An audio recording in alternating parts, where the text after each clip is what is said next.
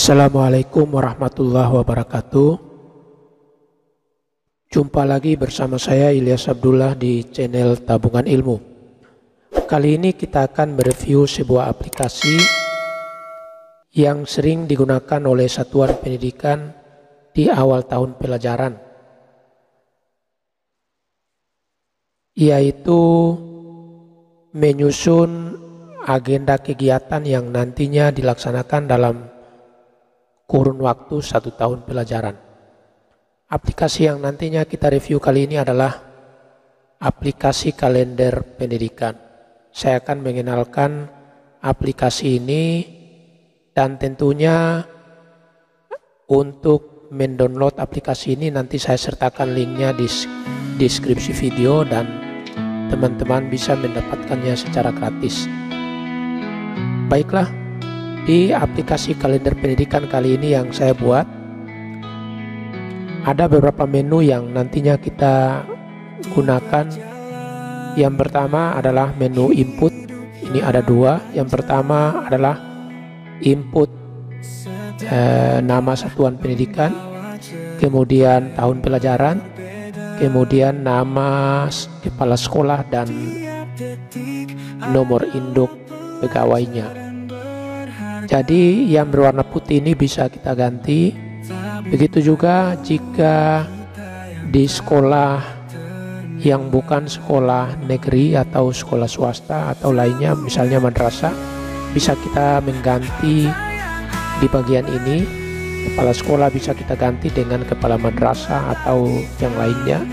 Begitu juga nomor induk pegawainya kita bisa menggantinya, misalnya nomor induk yayasan bisa kita ganti di sini. Selanjutnya adalah menu input data agenda kegiatan di satuan pendidikan maupun waktu libur. Ini bisa kita input di sini. Kemudian menu yang ketiga berupa kalender pendidikan. Ini saya buatkan ada 3 model kalender. Yang pertama model seperti ini, kotak-kotak, ada 12 bulan. Kemudian model B dalam bentuk tabel, judul tabelnya berupa nama hari. Kemudian kalender model C sama seperti modelnya, sama seperti model kalender B, tapi di model C ini judul tabelnya saya isikan tanggal. Kalau di model B ini nama hari.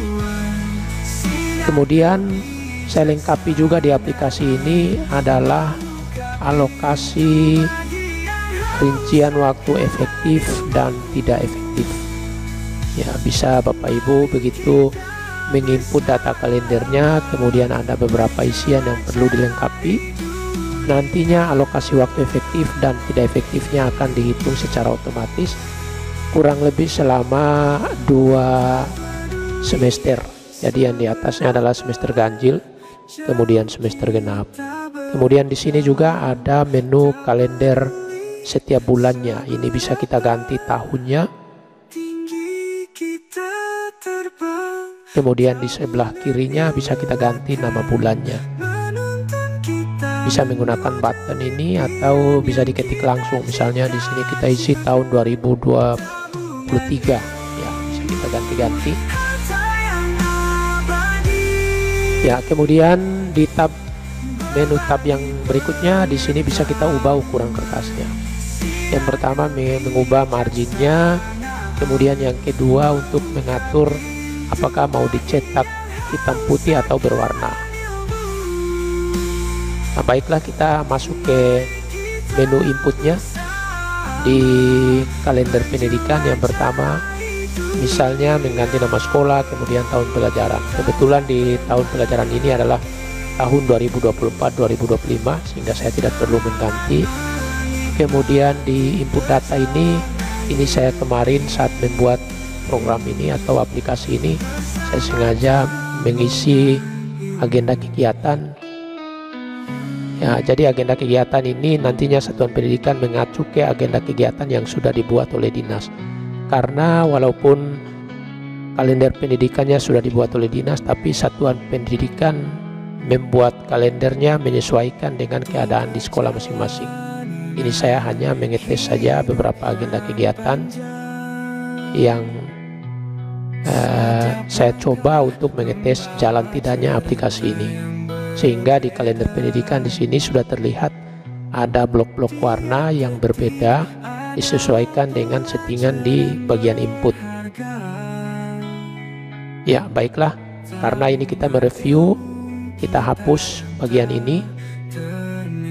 Ya, hapus waktu liburnya juga. Ya, di sini sudah tidak ada lagi blok warna waktu libur maupun agenda kegiatan sekolah, semuanya sudah tidak ada. Ya, ini yang berwarna ini adalah hari Minggu. Ya, kita langsung saja. Misalnya yang pertama, untuk menginput agenda kegiatan di sekolah. Jadi untuk kolom waktu kegiatan ini, misalnya di sekolah Bapak Ibu, waktu kegiatannya atau liburnya hanya 1 hari, maka nanti teman-teman bisa menyesuaikan mengisi kolom di ini, kolom dari dan kolom sampai ini disamakan saja tanggalnya. Jadi tidak boleh hanya mengisi misalnya waktu liburnya tanggal 1 Januari, kemudian kita hanya mengisi di kolom ini saja. Nantinya dia akan berpengaruh di kalender. Jadi misalnya waktu liburnya hanya 1 hari, tanggal 1 Januari, maka di kolom dari ini diisi 1 Januari, kemudian di kolom ini, kolom sampainya juga diisi 1 Januari. Ya, kita langsung saja mencoba. Yang pertama, agenda kegiatan sekolah. Misalnya di barisan pertama ini kita isi dengan kegiatan penerimaan peserta didik baru atau PPDB. Misalnya waktunya adalah tanggal 1 Juni sampai 6 Juni. Maka kita isi di sini 1 bulan 6 2024. Format tanggal yang kita input di sini wajib menggunakan format seperti ini ya, 1/6/2024. Tidak boleh mengisi dengan 1 Juli misalnya. Sorry, ini bulan Juli karena awal tahun pelajaran. Tidak boleh kita mengisinya dengan mengetik 1 Juli 2024, tapi dengan format yang ada, 1/7/2024. Kegiatannya 1 Juli sampai 6 Juli, berarti 6/7/2024. Kemudian agenda yang kedua, misalnya masa pengenalan lingkungan sekolah atau MPLS. Waktunya misalnya 8 Juli 2024 sampai 13 Juli 2024. Kemudian agenda yang ketiga, misalnya tanggal 15 Juli 2024 sampai tanggal 20 Juli 2024. Misalnya ini kegiatannya adalah penyusunan kurikulum operasional satuan pendidikan dan modul ajar. Kegiatan yang keempat, misalnya ini saya susunnya ngasal saja, ini karena kita hanya mereview.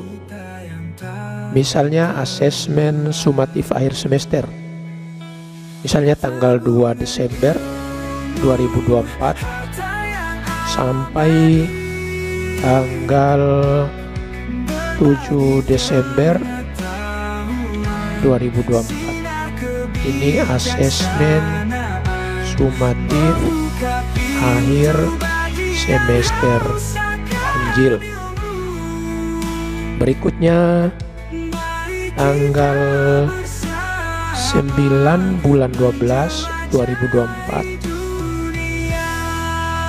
sampai tanggal 14 bulan Juli bulan Desember 2024. Ini kegiatannya adalah pengolahan nilai dan pembagian rapor. Selanjutnya, setelah pembagian rapor, biasanya satuan pendidikan masuk dalam waktu libur akhir semester ganjil. Misalnya di sini liburnya mulai tanggal 16 Desember 2024 sampai tanggal misalnya tanggal 3 ya, tanggal 3 Januari 2025 seperti ini. Ini libur akhir semester ganjil ya. Setelah berakhirnya semester ganjil, sekarang kita lanjut pada semester genap. Misalnya untuk kegiatan semester genapnya pada bulan, misalnya pada bulan 5 ya, pada bulan 5 tanggal 5 bulan 5 2025 sampai tanggal 10 bulan 5 2025. Ini kegiatannya adalah asesmen sumatif akhir jenjang. Ini biasanya ujian sekolah ya, untuk kelas 9 kalau SMP. Kemudian selanjutnya asesmen sumatif akhir semester genap untuk kelas 7 dan kelas 8, misalnya tanggal 10 Juni 2025 sampai tanggal 14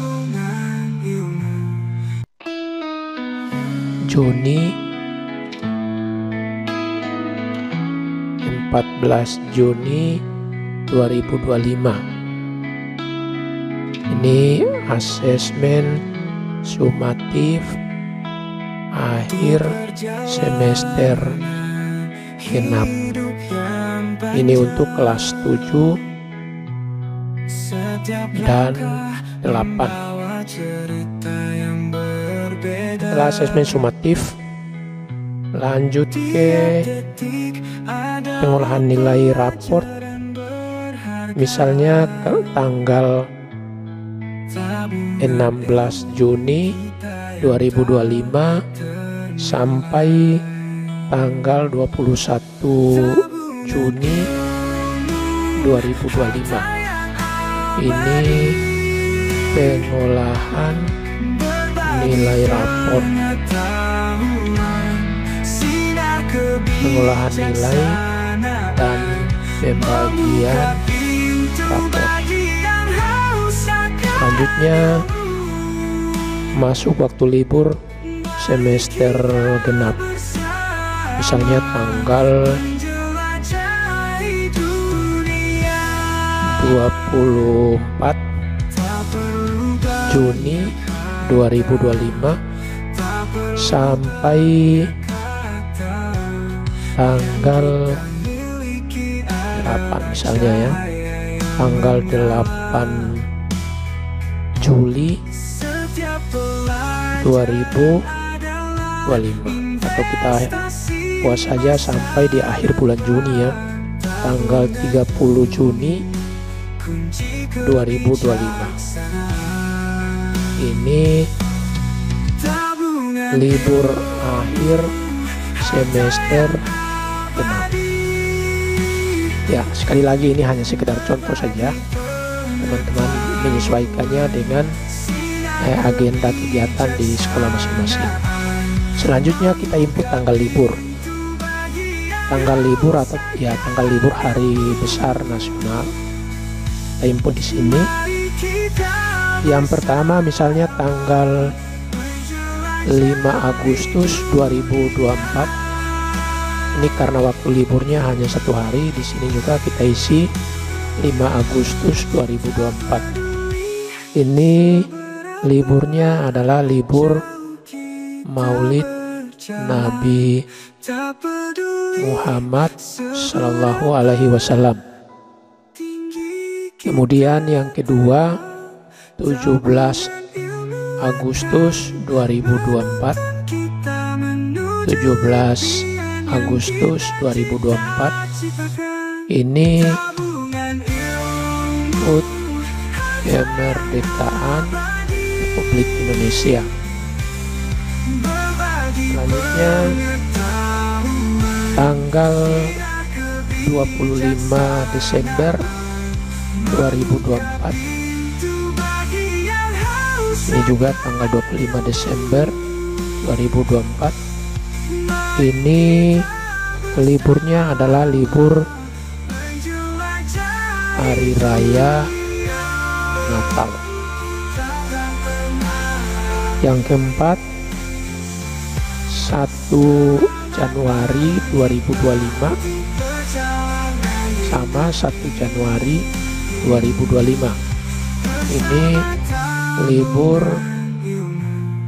Tahun Baru Masehi. Kemudian yang berikut 27 Januari 2025.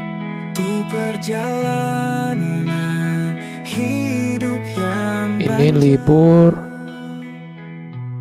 setiap langkah Isra cerita yang Mi'raj Nabi Muhammad Sallallahu Alaihi Wasallam. Selanjutnya tanggal 29 Januari 2025.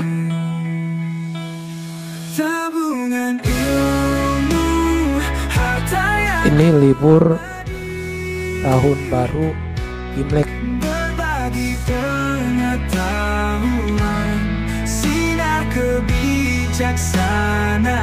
Kemudian tanggal 3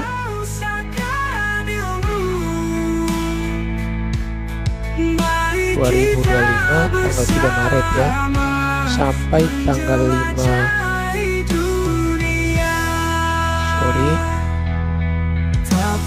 tanggal 29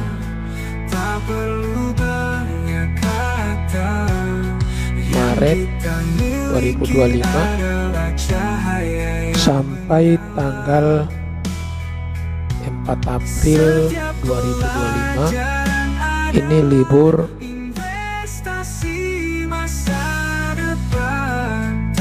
Hari Raya Idul Fitri. Kemudian tanggal 18 April 2025 ini libur wafat Isa Al-Masih.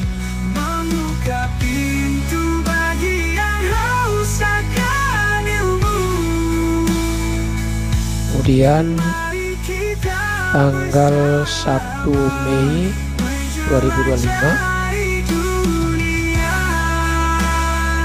ini libur Hari Buruh. Kemudian tanggal 12 Mei tak peduli seberapa tinggi kita, libur Hari Raya Waisak.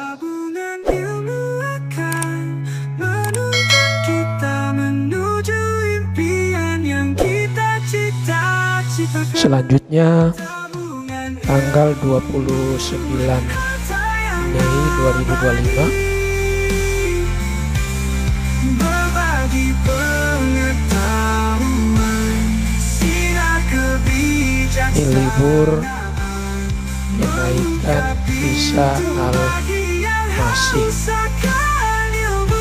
Selanjutnya tanggal 1 Juni 2025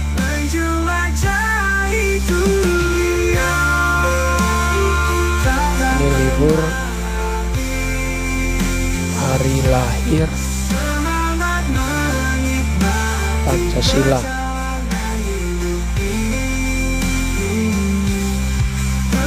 Kemudian tanggal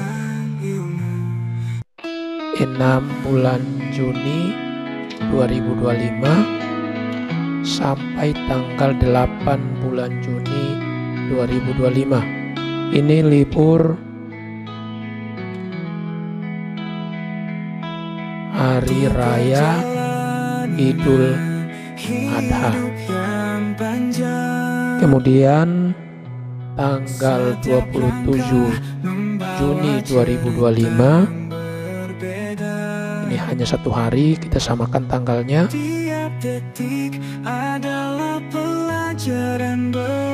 Ini libur Tahun Baru Hijriah.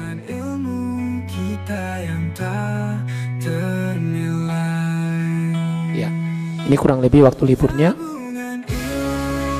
Nanti teman-teman bisa menyesuaikan, jika ada yang salah bisa diganti tanggalnya atau nama hari liburnya. Setelah menginput di sini, kita cek di kalendernya.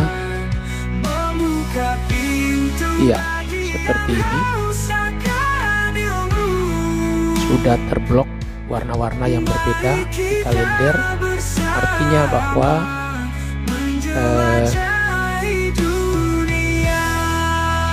tanggal yang kita input di sini sudah benar. Jadi kalau misalnya ada kesalahan tanggal yang kita input, nantinya dia berpengaruh di kalender. Saya misalkan tanggal 5 Mei sampai 10 Mei 2025 ini kita salah input tahunnya, misalnya tahun 2026, 5 Mei sampai 10 Mei 2026. Ya, nanti terblok seperti ini. Ini kalau masih ada tahun 2026, semuanya dia akan terblok sampai di bulan Mei. Nah, jadi kalau keadaannya seperti ini, artinya bahwa ada kesalahan penginputan di tanggal. Jadi tinggal kita rubah tahun 2026-nya, kita rubah menjadi 2025. Atau misalnya di waktu liburnya hanya satu hari, tanggal 5 Agustus 2024, di kolom ini kita tidak menginput seperti ini, kosong, maka nanti berpengaruh di sini. Ya. Tadi tanggal 5 Agustus 2024, ya nanti terblok malah sampai di belakang. Ini terblok 4 ini karena hari Minggu, jadi tidak terblok sini. 321 sampai di bulan Juli. Jadi di bulan sebelumnya akan terblok juga. Jadi makanya kalau liburnya hanya satu hari, maka di sini kita samakan tanggalnya di kolom yang kedua, tanggal 5 bulan 8 2024. Ya, seperti ini. Kita cek sudah berubah. Begitu juga di kolom atau kalender model B seperti ini, atau model C, semuanya sudah berubah. Ya, selanjutnya untuk kalau kasih waktu efektif di sini, ini belum bisa kita langsung mencetak. Jadi kita menyesuaikan dulu dengan hari efektif di setiap bulannya. Ini kemarin saya sudah mencoba menghitung hari efektifnya dengan secara otomatis. Begitu kita menginput hari libur maupun agenda kegiatan sekolah, sehingga sisa hari yang efektif ini terhitung secara otomatis ternyata ada masalah. Misalnya di hari libur ini kemudian hari liburnya tanggal 1 sampai tanggal 9, maka dia akan menghitung double dengan hari Minggu. Ya, jadi bermasalah. Atau misalnya tanggal merahnya bertepatan dengan hari Minggu atau bersamaan dengan kegiatan tidak efektif di sekolah, ya maka nantinya dia berpengaruh pada jumlah hari efektif. Sehingga dengan cara ini ya menghitung hari efektif secara manual seperti ini, maka ini adalah solusi yang terbaik sehingga tidak ada lagi kesalahan. Kalau secara otomatis biasanya ada selisih hari 1, 2 atau 3 hari. Saya sudah mencobanya, ternyata ada selisih dan sulit untuk terhindari karena ada double atau hari tidak efektifnya pada waktu yang sama. Jadi jalan keluarnya kita menghitung ini secara manual.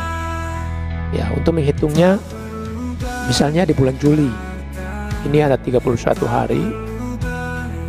Ini karena hari efektifnya sedikit, kita langsung hitung saja 1, 2, 3, 4, 5, 6, 7, 8, 9. Isi di sini 9 hari. Kemudian di bulan Agustus sana ada 31 hari. Kemudian hari Minggunya ada 4. Kemudian tanggal merahnya ada 2. Maka kita langsung kurangi 31 kurang 6. Jadi di sini 25 hari. Bulan Septembernya ada 30 hari, tidak ada tanggal merah. Hari Minggunya ada 5, berarti 31 kurang 30 kurang 5, berarti di sini sama 25 hari efektif. Kemudian bulan Oktober ada 31 hari, hari Minggunya ada 4, jadi 31 kurang 4, 27. Kemudian di bulan November ini 30 hari dan hari Minggunya ada 4 hari, berarti 30 kurang 4. Sini hari efektifnya 26 hari. Bulan Desember di sini kita lihat ternyata semuanya terblok dengan warna lain. Artinya bahwa di bulan Desember ini tidak ada waktu efektif kegiatan belajar. Jadi yang saya maksudkan di sini hari efektif ini artinya hari efektif kegiatan belajar saja, karena berbeda dengan hari efektif kegiatan di sekolah. Misalnya di bulan Desember ini ada kegiatan asesmen sumatif, pengolahan nilai, ini semuanya efektif, tapi tidak efektif lagi untuk kegiatan belajar. Jadi sengaja dibuat berbeda. Jadi untuk kegiatan belajarnya tidak ada lagi di bulan ini. Kemudian di bulan Januari ada 31 hari, kemudian hari Minggunya ada 4, tanggal merahnya ada 3, berarti totalnya ada 7 hari, berarti 31 kurang 7, berarti di sini tinggal 24 hari. Bulan Februarinya ada 28 hari, hari Minggunya ada 4, berarti 28 kurang 4, 24 hari. Bulan Maretnya 31 hari, hari Minggunya ada 5 hari, tanggal merahnya ada 2, berarti 7 hari, berarti 31 kurang 7, 24 juga di sini, 24 hari. Kemudian bulan April ini 30 hari, hari Minggunya ada 4, tanggal merahnya ada 1, 2, 3, 4, 5, berarti tidak efektifnya ada 9 hari, berarti 30 kurang 9, berarti di sini 21 hari. Bulan Mei ada 31 hari, hari Minggunya ada 1, 2, 3, 4, tanggal merahnya ada 1, 2, 3, berarti 7 hari. 31 kurang 7, 24 hari. Kemudian di bulan Juni ini karena waktu liburnya lebih banyak, kita hitung saja waktu efektif. Ya, waktu efektifnya tanggal, kok ini terselipnya tidak efektif ya. Waktu efektifnya tanggal 23 bulan Juni 2025. Kita rubah di sini, seharusnya mulai tanggal 23 ya. Ini 23.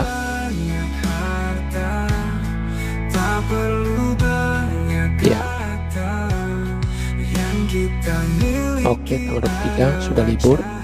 Jadi waktu efektifnya tinggal 1, 2, 3, 4, 5. Nah, seperti di sini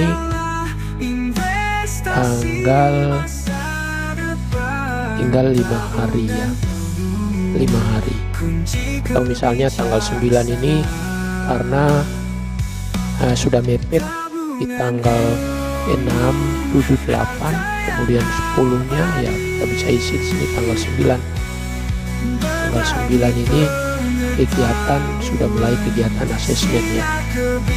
Kita ganti di sini tanggal 9. Sorry, kita lihat dulu. Tanggal 9 Juni 2025.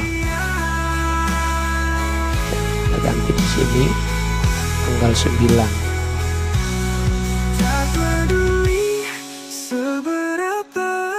Ya, 9 Juni 2025. Maka hari efektifnya tinggal 1, 2, 3. Tinggal 3 hari. Kita input di sini 3 hari. Ya, kurang lebih seperti ini. Maka selanjutnya kita langsung ke menu alokasi waktu efektif. Kita input data-data yang dibutuhkan di sini. Misalnya ini data mata pelajaran, kita inputnya di sini. Kalau kita tidak input, nanti di sini tertulis belum isi form di samping. Jadi wajib kita isi di sini. Misalnya mata pelajaran matematika. Alokasi waktunya untuk matematika SMP itu 1 minggunya 5 jam pelajaran. Itu diisi dengan angka. Kemudian nama gurunya misalnya Ilyas Abdullah. Ya. Kemudian NIP gurunya kita isi. Kalau NIP-nya bisa kita isi dengan diawali tanda kutip 1 ya, seperti ini, kemudian 1999 dan seterusnya. Misalnya 1999 terus 09 09 2009 09 09 1009 seperti ini. Tanpa spasi juga boleh. Atau kalau misalnya kita tanpa menggunakan tanda kutip di depan, maka wajib menggunakan spasi. Misalnya 1999 0909 spasi, terus 1999 0909 spasi 1001. NIP-nya sudah masuk. Kemudian kelas ajar di sini belum terinput. Kita isi di sini. Misalnya kelas 7. Kelas 7. Kemudian tempat dan waktu tanda tangan. Misalnya Indonesia bulan 1 tanggal 1 Juni 1 Juli 2024. Kemudian waktu cadangan ini disesuaikan dengan kebutuhan teman-teman semuanya. Kalau tidak ada waktu cadangan ya di sini dikosongkan saja. Nantinya di sini langsung kosong, tidak ada. Kalau kita menginput waktu cadangan di sini, nanti jamnya di sini berkurang. Jadi karena kita sudah menambah waktu cadangan. Dan waktu cadangan ini itu misalnya kita isi dengan 1, artinya 1 minggu atau 1 pekan. Nah, berarti nanti dikurangi dengan 5. 1 kali 5, 5 berarti 90 kurang 5 tinggal 85. Jadi kalau di sini kita isi 1, jamnya jadi 85. Kalau kita mengisi 2, maka jamnya menjadi 80, karena yang tadinya tidak ada kosong 90, kita isi 2 berarti 2 pekan kali 5 10 jam pelajaran. Tapi kalau kita isi di sini 2 ya berarti berkurang 10 jam, tinggal 80. Begitu juga di semester 2 sama, untuk data nama dan lain-lainnya sama. Di sini cukup kita mengisi tahun, tempat dan waktu tanda tangan, karena di semester 2 ini biasanya di bulan Januari, misalnya Indonesia 1 Januari 2025. Begitu juga waktu cadangannya sama, misalnya di sini waktu cadangannya 1 ya, maka waktu efektifnya 95. Kalau kita kosongi berarti waktu efektifnya 100 ya. Misalnya ada 1 pekan berarti 95 ya, kurang lebih seperti ini cara menyusunnya. Maka nantinya di kalender juga pekan efektif dan tidak efektif ini terhitung secara otomatis.